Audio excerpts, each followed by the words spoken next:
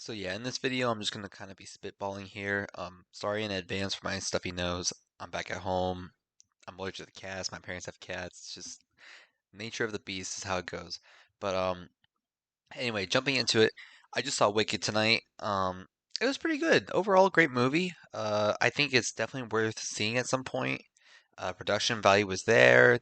Ariana Grande and I'm not familiar with the other actress so much. Her name is let's see here, Cynthia Erivo. I think I'm saying that right. Forgive me if I'm not, but they both had stellar performances, and overall, I think they're very capable actors. Especially Ariana Grande, she truly runs with it. Movie really made me feel invested for the first half of it. As somebody who's seen the actual Broadway play of Wicked, I want to say like 7 years ago, um, I enjoyed it a lot. I was never a big Wizard of Oz buff, but certainly it was an enjoyable experience. However, going into the movie, this brought up two problems that are quite abundant in modern day movies. And that is, well, and this is also kind of a problem with older movies too. This is just kind of getting into rant territory. But that is the two-part film that is cut in half, inevitably, just due to how much is being bitten off. And the other is the obscene runtime of a single film. All right, so just to kind of back up here, let's go ahead and just take it with the runtimes, right? It feels like movies these days, especially when it comes to like theater releases or releasing to like Netflix and streaming services and things like that, they're just too long. They're way too padded out. They overstay their welcome. Uh, just like do you ever feel like you're going through your movies catalog and you're kind of ho hum about what to watch? It's like, okay, great. Like I've already kind of watched like the big hits for this month, and I've seen like a lot of movies. Maybe I'll take a chance on something more like B tier, maybe not like top of the line production, but something that seems to sound interesting, right?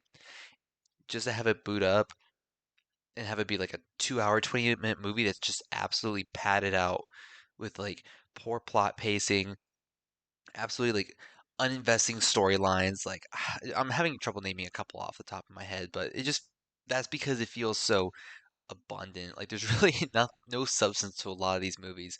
And that's not to say like a lot of these things are AI generated either. Um, some are. You're kind of seeing it these days. To kind of go on to the most latest example I have from watching in theaters, Gladiator 2. Gladiator 2 is a movie I saw about 5 days ago, maybe four, whatever. I saw it Thursday night. Today's Monday, the 25th, and oh my gosh, this movie was so padded out. I kid you not. I went to see it with a couple friends. We were all, pretty hyped. It's Gladiator 2, right? We all love Gladiator 1.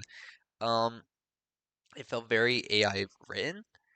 The amount of times on screen, I kid you not, somebody, one of the main characters would go up. They're about to have a battle sequence, and there'd be like this 5 to 10 minute long speech of like always starting out, I may not be an orator, or I may not be a soldier, or I may not be a general. It's like, okay, like this is coming from each and every different character. Why do we have these like padded out segments of trying to hype us up? One, the dialogue was very bad in that movie and poorly paced. Pacing was abysmal. 2.5 hours though. 2.5 hours to sit through a padded movie like that, where it was just redundant on itself, had nothing new to provide. Gladiator 1 was amazing, right? I love Gladiator 1. It's self contained, it doesn't overstay its welcome. It has a plot. It's mostly revenge. Sure, you can pull apart different things like, oh, Marcus Aurelius is such a, or Maximus. It's Maximus. Sorry, not Marcus Aurelius. Been reading some Stoicism lately. Marcus Aurelius, genius. But no, Maximus. Maximus for the time of Gladiator was just so like, you could look at his character and just have fun with that and be like, yeah, I want to see this guy beat the Emperor. Like, yeah, screw the Emperor. This guy sucks. It's self-contained. It made you feel emotionally invested. It made you like remember the highs because the highs were awesome. They were fun. They kicked ass. And I just, with Gladiator 2, not to make this a complete Gladiator 2 tangent, I just didn't feel that way. You know? I didn't feel emotionally invested. It's like, oh, okay, and now they're gonna go over story beat X because Y happens. We need Y to happen, you know? Excuse me for my congestion here. But yeah, with Wicked, I just 2 hours and 40 minutes was a lot to sit through, and I went with my family, keep in mind, right? And so my dad's sitting right next to me, and we're going through the title card, just a title card. It's not getting into spoiler territory or anything, but we see it flash on the screen. Wicked. Okay, yeah, we know what movie we're about to watch. This is the intro to a musical, part one. It says in the lower part, and my dad and I just like turn toward each other, like, what? Part one? This wasn't advertised in the trailers, right? Like, I mean, yeah, I told them going to the movie, hey, it's 2 hours and 40 minutes. Maybe like they'll speed this up, right? Because the play had an intermission. I get it. I understand why. It wasn't in the marketing. So yeah, that was quite deceitful. Felt like a slap in the face by a producer, like, oh, you're not a Wicked fan. You're telling us your wife or girlfriend dragged you here. I don't know. Maybe you took the kids here because you thought, oh, Wizard of Oz, that's a pretty, colorful movie to show them, and it's a musical. Nah, 2 hours and 40 minutes. That's a lot to sit through, man.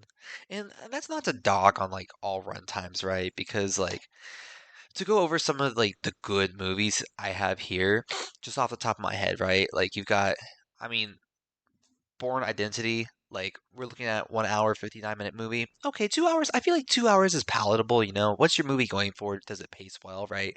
As long as it's not padding out, 2 hours is definitely a lot to squeeze into a small time. Smallish. I would call that medium. Um, of course, like the forgivable end of movie runtimes of like what I prefer to see and then what I think a lot more movies need to aspire for, ones that are padded out, is stuff like Tommy Boy, right? Like now Tommy Boy's not like this super deep film, but it doesn't need to be. And also like some people can pull a lot from it. A lot of people connect to it in different ways, right? Like it's not for everybody, but certainly it's having fun with itself. Hour 37 minutes. That's something you can sit on the couch and be like, hey bro, hey sis, friend, girlfriend, wife, whoever. I love like we should watch Tommy Boy. I really like this movie. And they're like, I don't know, it's like I kind of got things to do later. Well, hang on now. It's only an hour 40 minutes. Okay, yeah, I got time for a movie then, right? Before bed. Maybe I'm feeling tired, but by the end of it, it's like, okay, that was a good movie. Time to roll over. God forbid, though, I turn up with The Godfather at a whopping 2 hours and 55 minutes. Now, don't get me wrong, I love The Godfather. Phenomenal movie. It paced very well. There's a lot going on, but this is definitely a movie that is for, I wouldn't say certain people, but definitely like you have to be ready to sit down at the right time to watch it. But like it doesn't feel like it's padded out or poorly paced. There's a lot going on. There's constantly new characters, lots of moving parts to this movie. Very well produced, ahead of its time. So I think it's worth a stay. Or like let's say here with like Lord of the Rings. Let's just go with the Fellowship of the Ring, right? Not even counting this extended edition. Let's see here. We're looking at 3 hours, 2 hours and 58 minutes exactly for the base movie. Let's look at the extended runtime of that. Uh, okay, about another 30 minutes on top of that. So 2 hours or 3 hours and 30 minutes, excuse me, quite possibly. Or maybe that's with it. I don't know. I'm having trouble looking at the yeah, no, never mind. Looks like the extended edition was part of the 2 hours and 58 minutes, but roughly 2.5 hours or 3 hours, right? Long movie. But here's the thing with that. That helps me segue into my next point about these long run times. If you're gonna have a movie that has a long runtime, and is gonna be sequeled, or even just in general, like a movie that is gonna be sequeled, it needs to be transparent that there is going to be more of those movies and how many. Because, like I said, I went into Wicked Part One, not realizing it was Wicked Part One, and that just blows, right? Because at the end, in giant title card, to be continued. Well, okay, you're telling me I'm gonna have to wait another year, maybe even plus, if they have to push back the production of it? That kind of sucks. That kind of blows. That's not too hot. It's not gonna keep me hyped for very long. I'm not gonna be able to easily rewatch that movie and jump back into it. I mean, certainly you can if you're a huge Wicked fan, but I don't know, it just kind of like makes it less palatable to go back and watch again. Again, nothing against the people who produced Wicked, um, but certainly like you need to be transparent about that stuff. Just going to Marvel movies, for example, like those things can be long, and I didn't realize how long these things got. But let's just going over the list, right? Shortest movie they have is The Marvels at an hour 45. All right, fine. You can, that's fine. That's whatever. Incredible Hulk, hour 52. Thor Dark World, hour 52. Thor, hour 55. It just starts getting longer and longer, but check this out, right? Guardians of the Galaxy 1, 2 hours, 2 minutes. All right, fine. We're not breaking the bank here. That's pretty standard, I feel like. Spider Man Far From Home, 2 hours, 9 minutes. Um, Spider Man Homecoming, 2 hours, 13 minutes. All right, we're pushing it, but that's just like a credit sequence. But then we get to Guardians of the Galaxy, uh, Part 2, Volume 2, 2 hours and 17 minutes. Okay, starting to bump it up. Age of Ultron, 2 hours, 21 minutes. All right. Okay. All right, we're bumping it up. The Avengers, 2 hours, 23 minutes. All right, well, it's a culminating movie. Captain America Civil War, 2 hours and a half. 27 minutes to be precise. Spider-Man No Way Home, 2 hours, 28. That's the third of three Spider-Man movies. Um, Avengers Infinity War, 2.5 hours. All right, I mean, it's Infinity War, right? Culminating event. Endgame was 3 hours and 1 minute. But you're telling me Eternals. I mean, Eternals is bad as a movie, right? But 2 hours and 36 minutes to establish a whole team of characters. Keep in mind, I watched this movie, it was abysmal. You had to establish characters, get down the villains, you had to go to all these places, do the Marvel formula, have the big climactic battle, and it's too much, too many characters. Black Panther Wakanda Forever, 2 hours and 41 minutes. I mean, I enjoy the movie for what it was. I'm not a big, by that point, I was kind of Marvel fatigued out. Um, it still just kind of felt padded and as unnecessary. Like any of the Riri Williams sections of the movie just could have done without it. I'm gonna be honest. Didn't really feel like it contributed much. They built her up a lot, and clearly they set her up for a future Marvel movie. Again, that's where it comes to sequels. I'm getting ahead of myself with the run times again, right? But like they add these things where they establish a character to be used in a later movie. They establish a plot device. All right, we're not going to venture into that on this one, so we're going to go into the later movies, right? It just it's so disruptive. It feels so arbitrary adding some things into a lot of these sequeled movies. And I feel like movies need to be more self-contained, right? Look at Spider-Verse Part 1. Or sorry, not Part 1, I should say. Spider-Man Into the Spider-Verse, the first one of Sony's Miles Morales trilogy. It's self-contained. When that movie came out in theaters and when I went to see it, I went to the theater, watched the movie, walked out of the theater. Wow, that was a really good movie. They did like a little like after credits thing where they set up Miguel O'Hara, but like I walked out of that movie and said, that was a great movie. If I didn't watch any other movie like that, that would be a great finish. That would be phenomenal. 10 out of 10. Other movies, just like the Bourne Identity, right? Like that's the first in the going back to Jason Bourne. That's the first in the Bourne trilogy. That was self-contained. That was a fine movie. He makes it to the end, it ends, and then when the sequel hits, okay, now we're gonna disrupt that flow, right? We're gonna change up the story. We're gonna say, okay, but there's more that happened that you didn't see last time. Uh, what's another? I have one at the top of my head just to name one more example here. Oh gosh, I'm blanking on it. Not Bourne. Oh, more recent example of me watching it. Hell, even just like older movies. I know I'm kind of on espionage binge as of late, so I'm gonna jump to another espionage movies. But look at the Bond movies. Yeah, okay, some of them have bonds that connect movies, and there's some callouts to other movies. But like, I could jump into I jumped into Roger Moore's A View to a Kill, his last Bond movie, and it was so self-contained. Like clearly he knew a one character from a previous movie of his, but he didn't need to worry about it. it was integral to me knowing who that character was. I was like, oh, okay, Russian spy. He had a bump in with them. Maybe there's a cool story there, somewhere in the movie. But like overall, it did not like become integral at all uh, to the running of the movie, to the plot itself. It was a small snippet where it's like, oh, if you know this, you're having fun with it, right? Um, I jumped into that, watched it, and like had fun with it. Um, of course, that's what's fun about the James Bond movies, right? Like they always kind of do like a little soft reset when they bring in a new Bond. But like uh, Daniel Craig, Casino Royale, fresh start. Casino Royale ends, and it was phenomenal. It was great. I absolutely loved it. Just the way he like gets them like established again, like a new beginnings for the whole franchise.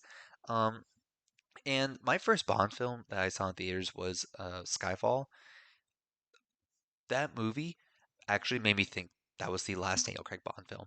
Granted, I was never deep into Bond at that point. I was probably like early teens, maybe just before 13 or something around there. But at the end of like the ending of Skyfall actually made me feel like that was the end to Daniel Craig's Bond. I was like, where are they going to go after this, right? Where are they going to go? And surely, they made two more movies. Maybe not as good as Skyfall, but like, it was still enjoyable. It still made sense. I wouldn't have said like, wow, this like retcons what Skyfall did because it certainly didn't, right? And so I think it's just something to consider making more self-contained movies that aren't so like set up uh dependent for the next film. Like that's okay every so often, right? But I feel like looking at The Godfather again, like one of the sequelized examples I mentioned, you could watch the first Godfather, walk away, and be completely happy with it. You could watch Matrix 1, walk away and be completely happy with it.